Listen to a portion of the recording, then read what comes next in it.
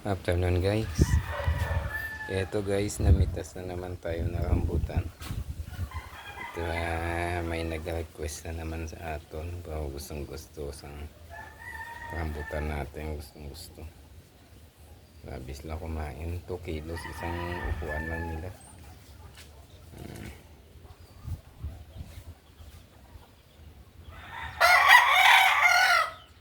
Guys, konti na lang ang bunga guys. Mga 2 harbisan na lang siguro yan. Ubos na yan.